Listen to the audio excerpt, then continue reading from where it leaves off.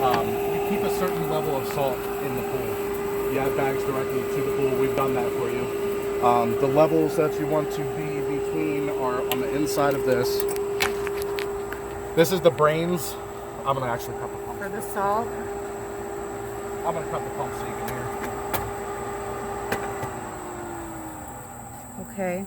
Brains for the salt. Here we go. Yep, this is the brains for the salt cell. Basically how it works is this number right here is the parts per million of salt that's in the water. Okay. You want to be between this level here, 2,700 and 3,400. Okay.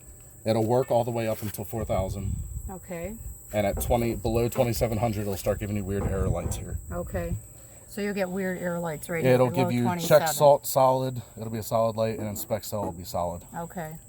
Now, if you're over 4,000, it'll read high salt. It'll say HI on here for And high. what happens with high salt? It can start damaging the cell.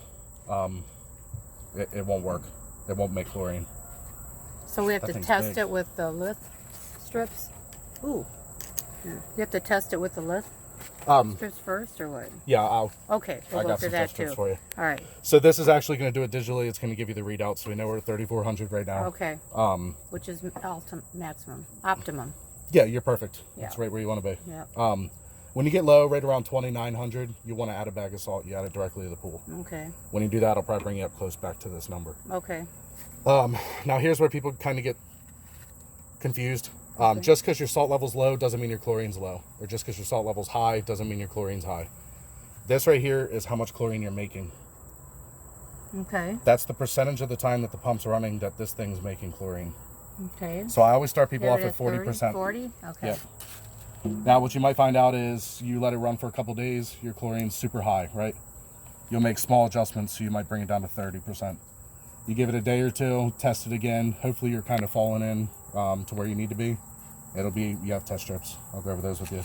But this is how much chlorine you're making. So if your chlorine level's low, you go up, but you make small adjustments. Every pool's different, so I can't tell you 38% you're good to go. You'll have to kind of figure it out on your own. So I start you at 40, and you'll figure it out from there. As long as you're within these numbers here, on here, it'll work. So yeah, if you're too high, too low, it shuts down. You won't make chlorine, pool will turn green. Oh, nice. So how fast does the pool start to dissipate the salt? The salt, if heavy rains, is going to be a factor. That's what I thought. Yeah, so mainly it being diluted by rain. Backwashing is also going to send it kind of lower the level too. And any fill water you might have to put back in. So say you backwash, we haven't had some rain, water level's low, and you turn the hose on, it's going to lower your salt level. But you're probably going through a bag a month or two.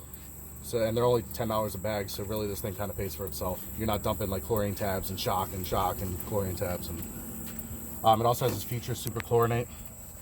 If you flip that up, it boosts the output to 100% without having to move the dial, and it does it for 24 hours. And when would you do that, and why? Say you had a bunch of people over, a bunch of little kids that might have pissed in the pool or something. You can go ahead and boost it up. It'd be the equivalent of, ever seen people say, oh, I shocked the pool? Mm-hmm. That's where they throw granular chlorine in. Mm-hmm. This just makes a bunch of chlorine. Some people don't want to do that because they don't want to really, because it'll eat your salt up quicker.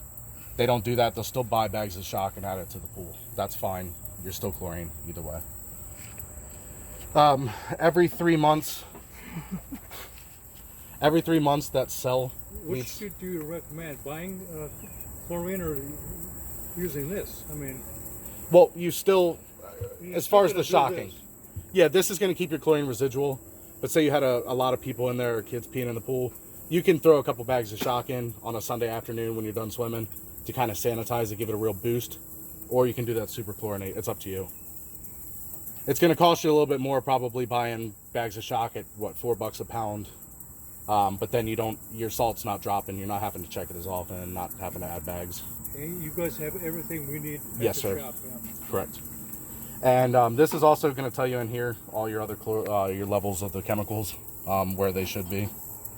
Okay. We do free water testing at the shop, so if you bring up a sample, we run it on the computer, tell you exactly what you need to add. It's free, and you can pick up the chemicals while you're there.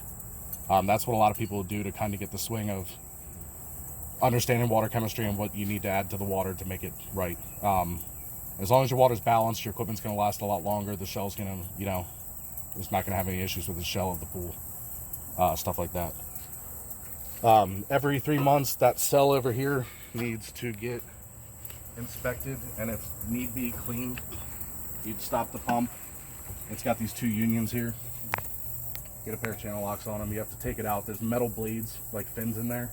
You're looking for calcium buildup on them. If there isn't any, you can pop it back on, go on with it. If you do see it, you have to acid wash it. What people typically do the first time that inspect cell light comes on, which is the bottom light there, it'll flash. It's like an oil change reminder light in your car. It reminds you of that 3 months. Inspect cell. Every 3 months. If that comes on, okay. See, now that guy doesn't know time, it knows hours. Every 500 hours that thing's working, that light comes on. It's like an oil change reminder light in the car. A lot of people call us the first time, kind of meet us while we're out here, and we'll clean the cell up for you, so you guys kind of see how we do it, and then you can decide if you want to keep doing it on your own, or, you know, have us come out and do it. Which is another question, I guess. If we wanted to have some kind of a service contract with you guys, number one, what would it cost? How often do you come out? We could do weekly or bi-weekly. Weekly is $180 for the month. That's going to clean the pool and do your chemicals. Bi-weekly is like $155 for the month. And we do, we've got a guy right down the street, Mr. Lichty. We do his pool right around the corner over there. We bought one of these robot pool cleaners. The shark back? Yeah, well, it's not a, it's a Polaris. Oh, Polaris, yeah. So we intend to do some cleaning ourselves as far as the pool goes, but I don't know how that affects what you guys would normally do. We'll do it once a week, but that would be perfect for in the meantime, you know, till we come out. So you may be interested more in the bi-weekly, but for the price difference, it's kind of like, why not just have us come every week? Because it's almost the same price. But yeah, it's definitely something we could set up with you. You guys would come out and check. We'll come out and do all this pretty much for you. Cut. It's like I'm kidding.